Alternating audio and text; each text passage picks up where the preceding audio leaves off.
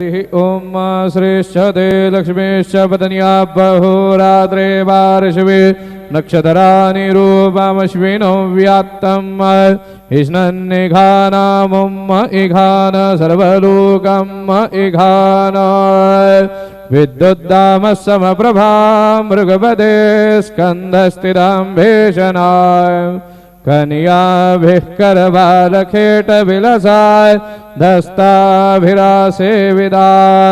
हस्तैश्चक्रगदाशिखेटविशिखाय चापं गुणमदर्जनी बिभराणाम् अनलात्मिकां शशिधरां दुर्गां त्रिनेत्रां भजे। गुरुर्ब्रह्मा गुरुर्विष्णुः गुरुर्देवो महेश्वराय गुरुः साक्षात् परब्रह्म तस्मै श्री गुरवे नमः। सद्गुरु साईनाथ देवताभ्यो नमः।